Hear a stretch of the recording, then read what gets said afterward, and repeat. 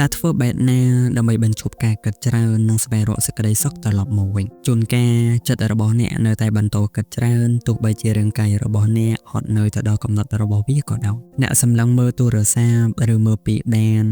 ហើយចិត្តកំណត់របស់អ្នកនៅតែបន្តគិតច្រើនមិនឈប់ចុះប្រសិនបើអ្នកធ្លាប់មានអារម្មណ៍ថាហត់នឿយអស់កម្លាំងនឹងគិតច្រើនទាំងនេះគឺជាអ្វីដែលអាចផ្លាស់ប្ដូរអ្នកបានថ្ងៃនេះខ្ញុំសូមនិយាយអំពីវិធីបញ្ឈប់ការគិតច្រើននិងស្វែងរកសេចក្តីសុខពិតប្រាកដដោយការអនុវត្តងាយៗទាំងនេះគឺជាអ្វីដែលធ្វើឲ្យអ្នកចាប់អារម្មណ៍ការគិតច្រើនមិនមែនមកពីយើងខ្សោយនោះទេតែវាមានន័យថាចិត្តរបស់អ្នកកំពុងតែព្យាយាមការពារអ្នកទៅវិញវាព្យាយាមទាយលទ្ធផលដែលអាចកើតមាននិងគ្រប់គ្រោះថ្នាក់ទាំងអស់ម្យ៉ាងវិញទៀតកាលណាបើយើងគិតកាន់តែច្រើនយើងកាន់តែបាត់បង់ខ្លួនឯងនៅក្នុងគំនិតដែលមិនមែនជាការពិត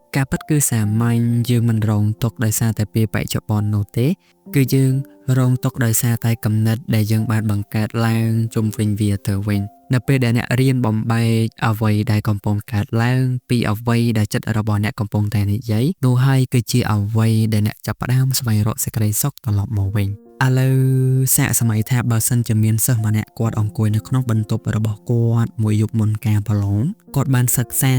គាត់បានត្រៀមខ្លួនរួចរាល់គ្រប់ស្ថានភាពប៉ុន្តែចិត្តរបស់គាត់នៅតែគិតច្រើនថាចុះបើខ្ញុំធ្លាក់តើឪពុកម្ដាយរបស់ខ្ញុំនឹងនិយាយអ្វីខ្លះចុះបើអ្នកផ្សេងមានបន្ទុកល្អប្រសើរជាងខ្ញុំទាំងអស់គ្នាតើខ្ញុំគួរតែប្រឈមមុខបែបណាគំនិតទាំងនេះកាន់តែខ្លាំងឡើង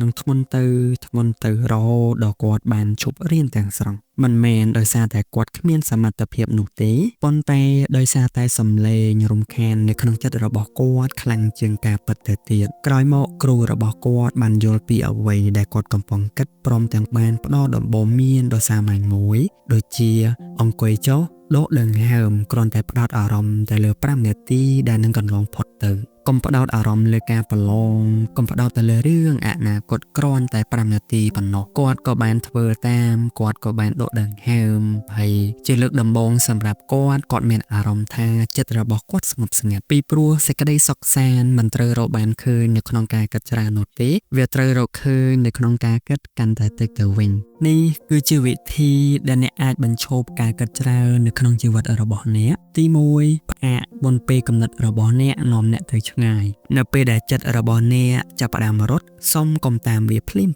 គ្រាន់តែនិយាយទៅកាន់ខ្លួនឯងថាផ្អាកនេះគ្រាន់តែជាគំនិតមួយប៉ុណ្ណោះទី2ដាក់ឈ្មោះអ្វីដែលអ្នកកំពុងតែមានអារម្មណ៍រួចនិយាយថាខ្ញុំមានអារម្មណ៍ដូចជាភ័យខ្លាចខ្ញុំមានអារម្មណ៍ថាអត់សូវច្បាស់លាស់ការដាក់ឈ្មោះទៅលើអារម្មណ៍នឹងកាត់បន្ថយឥទ្ធិពលរបស់វាបានល្អប្រសើរទី3នាំការផ្ដោតអារម្មណ៍របស់អ្នកត្រឡប់មកពីបច្ចុប្បន្នវិញត្រូវកលេចមើលជុំវិញខ្លួនសម្គាល់វត្ថុ3យ៉ាងដែលអាចមើលឃើញវត្ថុ2យ៉ាងដែលអាចស្ដាប់ឮនិងវត្ថុ1យ៉ាងដែលអ្នកអាចមានអារម្មណ៍ពីព្រោះវាអាចទាញចិត្តរបស់អ្នកចេញពីការភ័យខ្លាចហើយត្រឡប់មកការពិតវិញទី4កំណត់ការគិតបែបចុះបើសួរខ្លួនឯងថាតើបញ្ហានេះពិតប្រាកដឬគ្រាន់តែជាការសម័យប្រសិនបើវាមិនកើតឡើងនៅពេលនេះទេចូលបណ្ដោយវាទៅចោះទី5ធ្វើសកម្មភាពតូចមួយពីព្រោះការគិតច្រើនលូតលាស់នៅក្នុងសកម្មភាពស្ងប់ស្ងាត់សេចក្តីសុខលូតលាស់នៅក្នុងចលនាដូចជាផ្ញើសារចាប់ផ្ដើមធ្វើភារកិច្ចឬហាត់ប្រាណគ្រាន់តែសកម្មភាពតូចមួយអាចធ្វើឲ្យគំនិតដ៏ខ្លាំងក្លារាប់រយរបស់អ្នកស្ងប់ស្ងាត់បានទី6អនុវត្តការដកដង្ហើមរយៈពេល20វិនាទីដូចជាស្រូបចូល4វិនាទី